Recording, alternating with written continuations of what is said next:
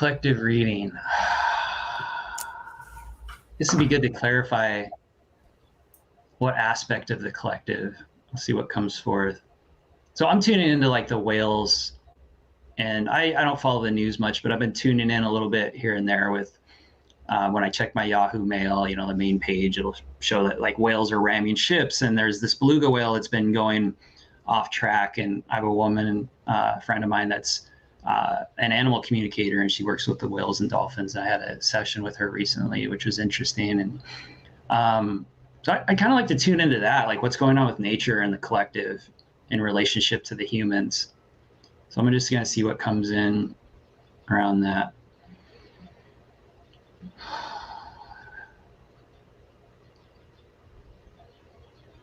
So I'm getting, we don't want to be controlled or dominated. That you are stewards of the land, not masters of it. You had made an agreement that was not kept, though many of you are. There are those that we are awakening to see the power we hold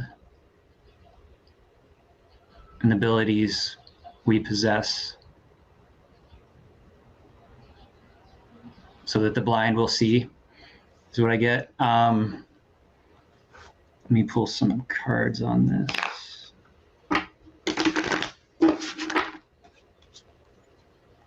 Because I always feel like with nature, she's benevolent. She, even though there's stuff that goes on, with animals attacking and eating each other and things like that. But ultimately, there's a harmony and there's a peace. And like what we're seeing is some of that kind of being disrupted.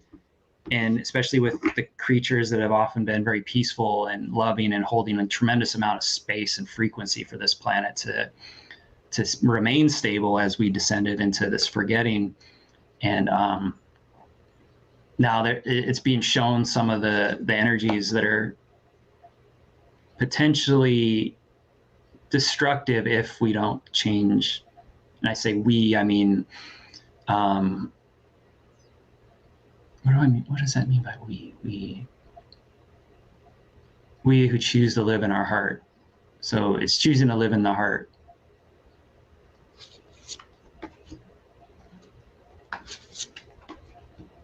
And so I get the Knight of Pentacles reversed as the first card, as far as confirmation of what I was saying. And this is this, for me, I interpret this basically as a changing of direction of what was desired and longed for and what was trying to be achieved. Is this old idea of honor and chivalry and not so much might makes right, but like this is our destiny. This is like manifest destiny. This is what is being willed of me to do. This is what I must carry out. And it's like readjusting these ideas and notions of who we are, what needs to be done, and how things are approached. So even like trying to help the animals, they're often hurt. Trying to help a person, we can wind up hurting them more, even though we're well-intended. It's like, are we actually tuning in and listening to what's being said? Or do we just think we know what needs to happen and we're moving forward as the knight in shining armor and offering resources and change and all these things, but is it really what's desired or needed? And so, in the next card, I get the Judgment card. So again, like this coming to God kind of thing, this coming to, and when I say God, it's coming to the connection and the realization and the knowing of all things are interconnected, and what this brings up within us, what it rises to the surface, the dead rising at the time of the apocalypse, which is basically the changing of the aeon into a new time period, and what's old will be reborn to be rejuvenated and integrated and released. And a lot of that is these ideas and notions. You see the archangel there, basically ushering in a different reality, a different connection to source and to our like our star brothers and sisters, our angels, the ETs. It was a big change for me. I had no interest in ETs and all that. I thought it was just like beings and spaceships that land and come to the planet. But when I realized it's like any energy other than what lives on planet Earth, and that could be multidimensional. Like I myself am an alien. I've lived on other planets, but I incarnated here as a human and lived many, many lifetimes here.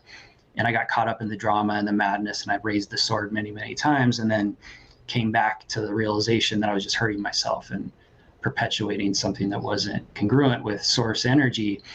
And that was the game that was played here for a long time. And so my point of even sharing that is like looking at these old patterns and old ways of being and shifting, letting that go. And that's with the 8 of Cups too. Like things are really great and we got a lot of cool shit and, you know, conveniences and resources. Not everyone has that, but quite a few. And it's kind of like we may have to let go of some of that. It's like moving away from what we think is working, even though it's really not.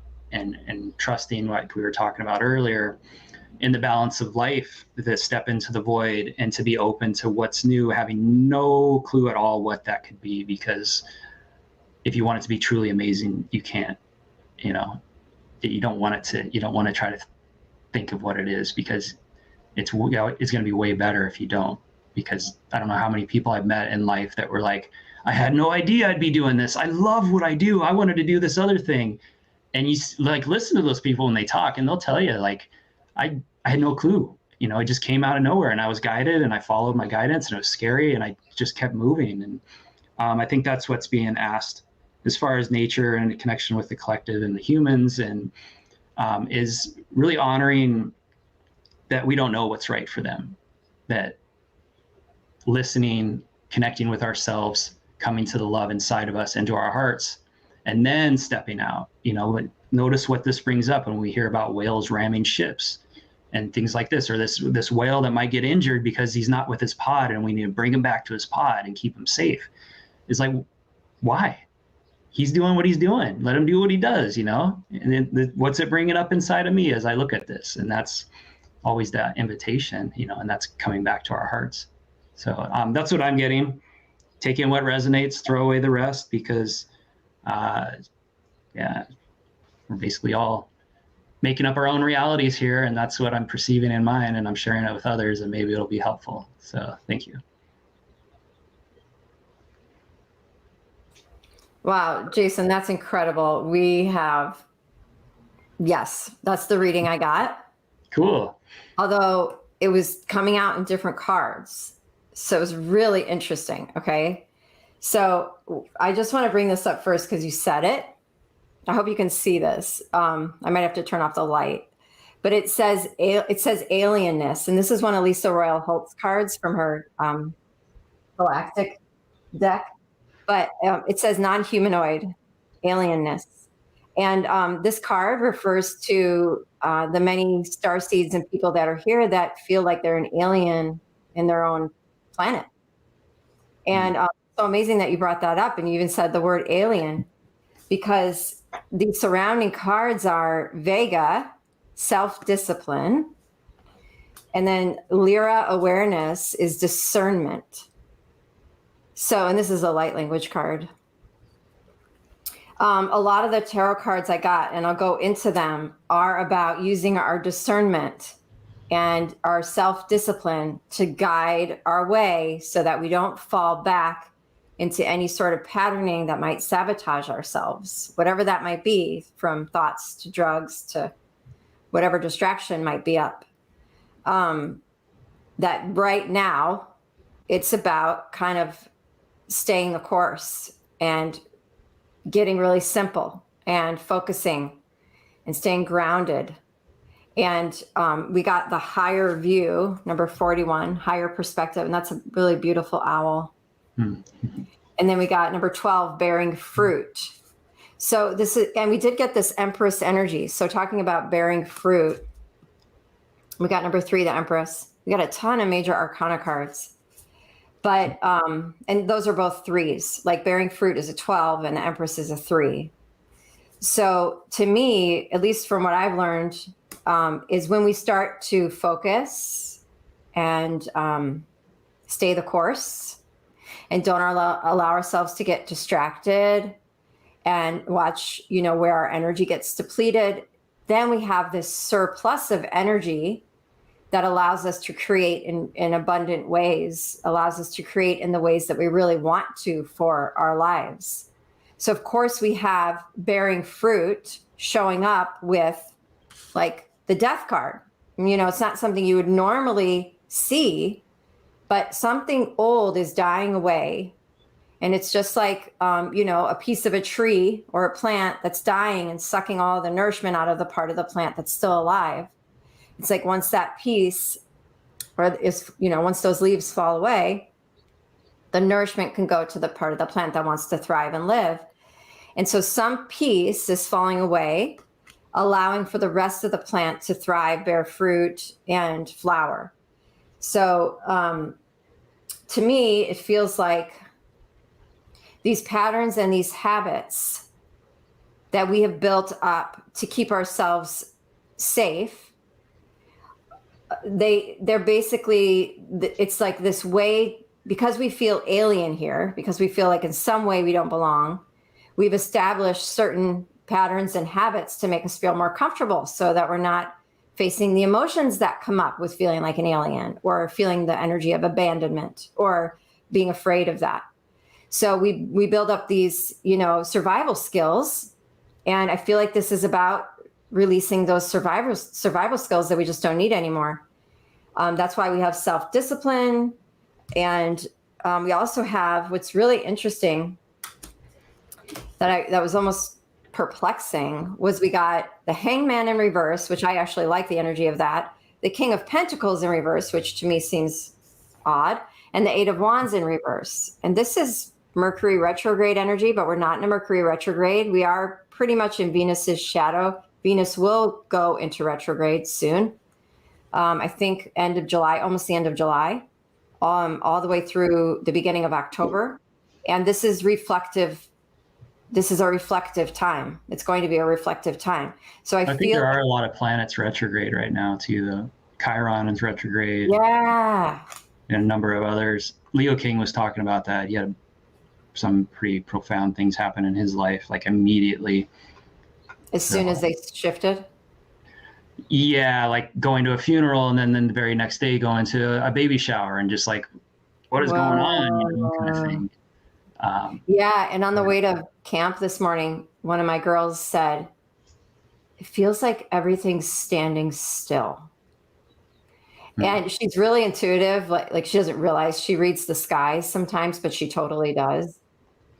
And it's amazing to hear the things that she says. But when she said it, because I know she does sometimes read the sky just naturally and intuitively, I was thinking, oh my, here come the retrogrades. She's feeling the retrograde energy, you know? And we got the Devil as a clarifier for the King of Pentacles in reverse. What keeps us from our power? To me, our power card is the King of Pentacles. Being able to be confident, brave, strong, and to yield our lives in the way that can bear fruit. The King of Pentacles is very abundant, very financially secure, very safe, very stable. And the Devil's right under that. So in which ways are we pulling the rug out from under ourselves? And it's like what you were saying in the beginning, Jason, about how there's these little ways that, you know, we'll just start criticizing ourselves or, you know, sabotaging ourselves internally. And it's like, we're taking time out to reflect on how we do that to ourselves, because we're our own worst enemy. And any reason we may see an enemy externally is because there is some sort of conflict going on internally. And I feel like, you know, we got the Fool in reverse, we got Strength in reverse, and we got the Charity in reverse. So you got a lot. If I can jump in, you always pull so many cards. It's like there's a couple. Yeah. I don't want to interrupt your flow, but there's a lot of cards. It is like, if I could just comment on a couple real quick. Yeah. Like the King of Pentacles, it was reversed or upright? Reversed. Yeah, so the King of Pentacles reversed, and then the Devil is similar to what I was seeing, is like this idea that I know what's right, and I know I am a captain of industry, or I am very successful. I'm going to tell people what to do, and we need to do something about this. We need to help this. We need to change this. And it's really like, no, you don't. You just think you do. You think you know what's right. You think because your success in what you have that you are granted some kind of like ability to shot call and be a boss and to say what needs to happen in the world. And a lot of people listen, unfortunately. And so that's what I was getting with that card is, just the indulgence of materiality and the importance we think it gives us, when we're good at manifesting material things. And so, okay. But yeah, I just wanted to jump in with that. Okay. Yeah. So actually, that's such a good point. I'm so glad you said that, because with Venus in retrograde, we need to watch spending. Just spending money, and just tightening the belt a little bit is really important. And we did get the 7 of Wands, which is that energy of anchoring down, focusing on what's important, just holding up our values, just really getting clear. It's almost like a self-protective sort of energy with the 7 of Wands, where I'm going to stand my ground and stay the course and not allow myself to get distracted by all like 7 of Cups energy, which is the glitz and the glamour and, oh, that looks good too. And that looks good too. And it's all distracting and I don't know which one's real or which one's right for the moment. So I think really it is about getting quiet and making sure we make time every day to meditate and be clear, so that we're always coming from an anchored place within ourselves, so that when things get shiny and fancy or flashy, or when somebody really cute walks by, we're in our power, or we're not in our desires, some desires that can pull us off course even. So I just feel like it's a time for spiritual practice and self-reflection, and it's showing up in the cards like very strongly. It's not really showing a lot of go-getter energy, a lot of like make a ton of moves energy. And I was saying this at the beginning of the summer, this is going to be a different kind of summer. It's going to be more self-reflective and not a downer. It's just going to be a different kind of energy for like typical summertime vibe. Based on the astrology or what you're feeling intuitively? Yeah, like both. Yeah. Okay. Yeah. Not that we can't have fun. That's definitely in the cards. Haha. It's hard not to in summer. It's just a little easier. Yeah, no, totally. There's definitely room for that. I think it's like watching what we do for fun, just being observant. Is this how I want to have fun right now? Is this what's going to feel good to me? Really following what feels good to you. It comes back to that again. Truth in that, like we give power to the things we believe in. And so that's always to be remembered, whether it's demons or astrology or tarot cards. Sometimes when I do tarot readings for people, they get so worked up about the card and what it means. I just put it down and they're like already like going. And it's like, whoa, wait a minute. Like, yeah, there's a traditional interpretation with that, but we're going to feel the energy and what's really happening. And the card is just the guide. It's not, Jesus or Gandhi or, the hand of God slapped down on the table there. It's interesting how much meaning we make from things as humans. Yeah, I just picked a couple guidance cards for us, and we got play, have fun, celebrate, don't be so serious. Yeah. And we got Imrama, Imrama. Where are you being called to journey to? I love that. I like that. I'm ready to do some like traveling soon. Yeah. Yeah, yours was like a general collective, and then mine was kind of more focused on like the animal and planet, or was yours focused on that as well? I felt a lot of symmetry. Yeah. Okay. Definitely. I think we're just getting a bigger, like with the higher perspective, we're just getting a really nice view of ourselves. We're getting that chance to like step back and look at what we create and why we create it, and if we still want it. Yeah. Well, that's what some of my mentor was saying is, I told him like, I'm breathing and being present, or breathing and noticing. And he's like, breathe towards what you want to notice. And I was like, oh, that's interesting. He was even saying like, instead of going home, we're going forward home. And it's like just these little subtle shifts in what it does to the mind, and ultimately it's about the presence, the heart, the spirit, but like we can use the mind too. He does this thing with quantum questions, where it's like, how is it true that every breath I take is the abundance I'm looking for? And it's like, wow, that's phenomenal, because the mind starts chewing on it. It's like, how is that true? Does that make sense?